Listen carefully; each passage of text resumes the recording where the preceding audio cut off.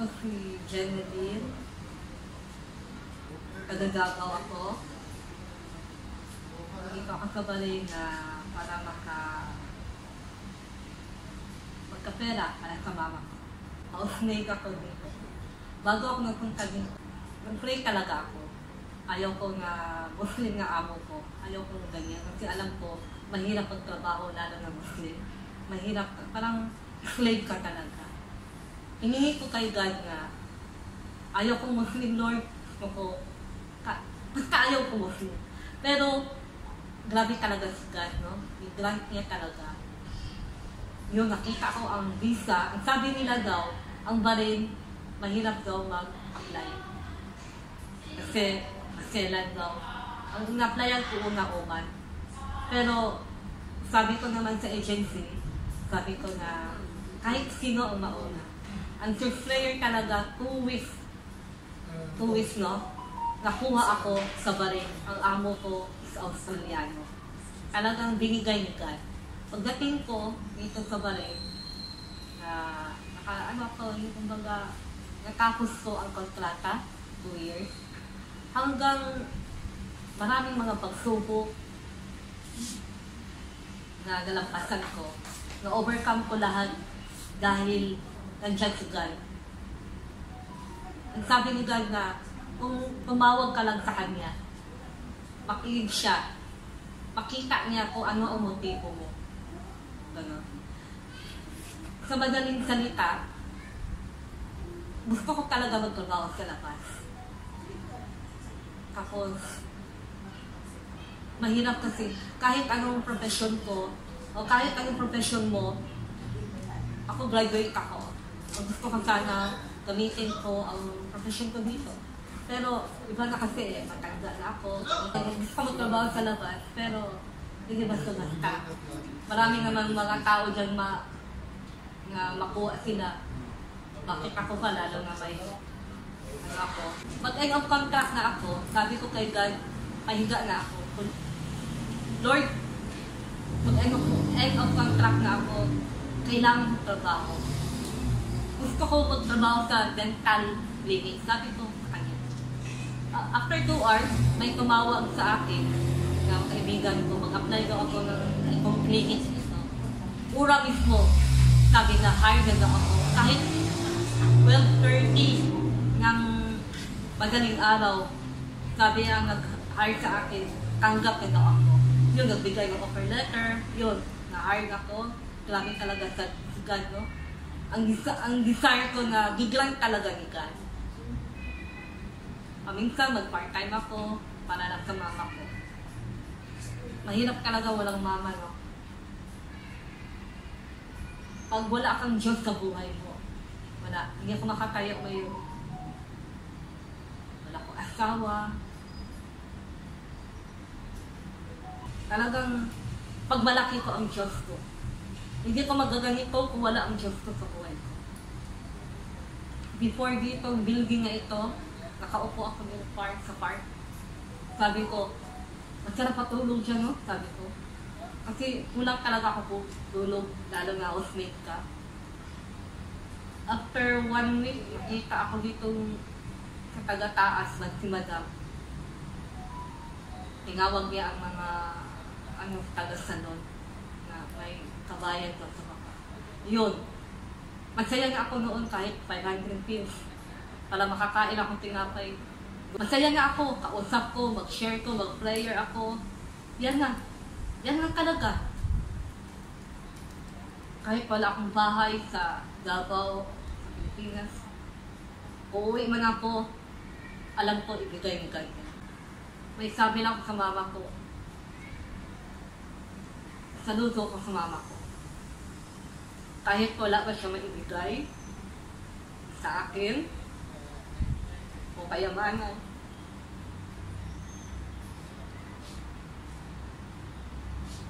tinuruan niya ako. Mag-play.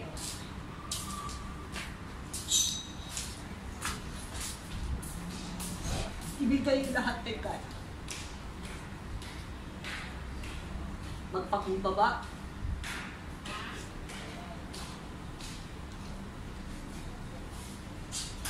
huwag magmataas noo. Hilingin mo kay God lahat. Yan ang turo ng mama ko. Pray. Ha? Hindi ko manimutan. Ginawa ko lahat. Ginawa ko, i-apply ko lahat. Totoo talaga. Binigay lahat. Kahit noon, yung mama ko ng hospital, pinakita nito. Sabi ng doktor sa ICU, wala na. Sabi ko, hindi. Hindi ko iniisip kung saan ko magbilang ng pera. Kundi, lumuhod ako, sarap doon sa ICU. Sabi ko, Lord, walang imposible sa'yo. After 1 week, nakalabas si mama sa ICU. Pinakita, ibigay sa akin.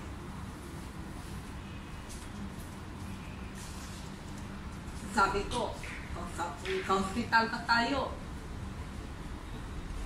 tawag tayo ng Diyos. Ano pa kaya kung walang problema? Saan tayo ipulot? Doon, medyo okay, gala doon, gala. Pero, ang masabi ko lang, kahit okay tayo ngayon, marami tayong pera, i-worship natin si God. At salamat tayo kay God. Hindi pa huli ang lahat. Hindi pa huli. Nandito man tayo sa abroad, tayo saan man tayo. Nakita tayo ni God. Sabi ko lang, nakita tayo ni God. Kahit ang hirap sa trabaho natin, kung ano man ang trabaho natin, pero kung magmatino ka na, i-bless ka ni God. Kahit sa isip mo lang, desire mo, i-grant ni God kung ano ang motibo mo. Yan lang ang masabi ko. Importante na importante. Mahirap po lang mama. Noon, gawan ko si mama, pero kung wala na pala magulang, mag-throwback lahat. Yung mga ginagawa mo. Kumbaga, huli na ang lahat. Binawi ko lahat sa kanya, binigay ko lahat. Hindi ko kasabalay. Importante ang mama ko sa buhay ko. Huwag kayo manghina ng loob. Nandito tayo sa mundo, manghina magkalaga tayo.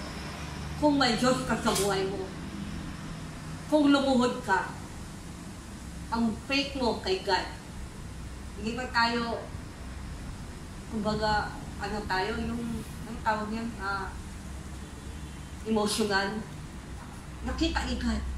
Magsabi ka lang na, Lord, tulungan mo ako. Yung masabi ko yung, ang mama ko na hospital, more than 100 plus ang babayaran. May kulang pa kami ng 75K. Ang sabi ko lang, nagahugas ako ng plato. Lord, bayaran mo ang bill ko. Hindi ako humingi, pero binigay ka. Tumawag ang tagabantay ni mama siya, Ma'am, nabayaran ako. Makita mo. Nakita ni God. Hindi tayo mga panghinaan ng loob. May Diyos sa buhay natin. Kung tawagin, sabi niya, tawag ka lang. Nandyan ako. Nandito ako sa dental clinic sa Irish. Tagalinis ako. Pero nakalagay pa sa visa ko, isa coordinator. Pakita. Yung scooter, habang nag-uupo lang ako sa park, masarap ang mag-scooter. Pero hindi ko nga mag-ipon talaga ako para magka-pasya ng scooter. Yun, nagka-part-time ako ng, may part-time ako. Mahirap kasi palaging transport. Sabi ko kay God, Lord, gusto ko scooter. Kailangan mo 150 o 130. Saan ka pupuha? Magkano lang pera ko? Makita mo talaga, online pa.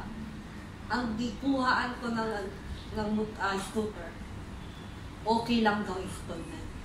Bago pala ako sa work, release ang scooter, di-deliver, kita mo. Ang desire ko, okay lang, use na, pero ang binigay ni God, brand new. Makita mo? Nakita ni God eh. Ano ang motibo mo? Ibigay ka agad. God. Kailangan ko ng ganitong pera, magtakala ako. Meron na. Una, doon ako sa park. Malakas ang hangin kasi. Sabi ko, saan tayo mag-upo? Kasi malakas ang hangin kay anong tangingit niya eh. Dito ako uupo. Sabi ko, mas kaya nga ako dito yung mag-upo. Sabi ko, dito, okay lang ito, matulog ako. Inaantok talaga ako. Dito. Hanggang na dumaan ng madam ito, parang umaga hanggang hapon, nandito ako. Nagtaka siya, hi, sabi niya. Kumbaga, Tagalog, ano nangyari sa'yo? Nandito ka pa, ikaw yung madam, nakaupo lang. Kasi, day off ko ba? Wala akong mapuntahan. Kasi hindi mo ko makapunta doon sa tindahan. Wala akong pera na ibili. Kung every week ko lakad, nahiya ako mag-upo lang. Magayon, okay, naka-jacket cover ko sa'yo. Mahiya kasi ako eh. Nakamas. Dumaan ang magab dito. Kaya malakas ang hangin eh. Mainit doon. For 2 weeks, nakahiga talaga ako. Maganda, naka-aircon pa. Sabi ko, Lord, grabe ka. Gusto ko lumuon.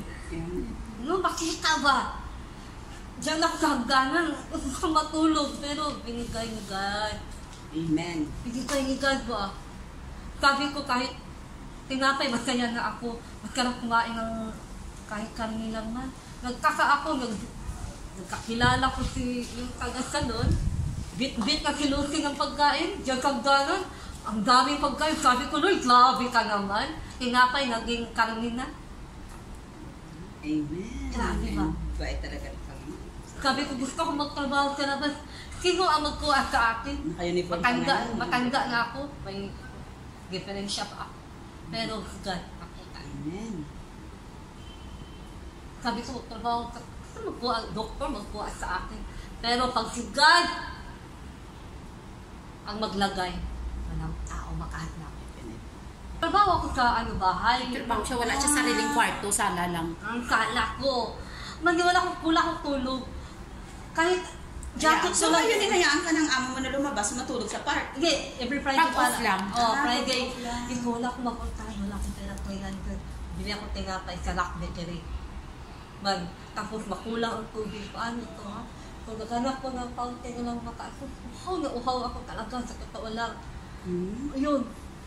Malakas ang hangin. Tumakbo na ako dyan. Ay, makatulog ako. Dito na ako mag-standby. Kahit wala akong pera. Kahit tubig wala ako sa akin. Dumaan. Umaga, nakita ko ng madam. Oh, nandito ka pa? Makanood dito, no? Sa akin lang, pagbilin ako sa inyo. Tawag kayo kay God.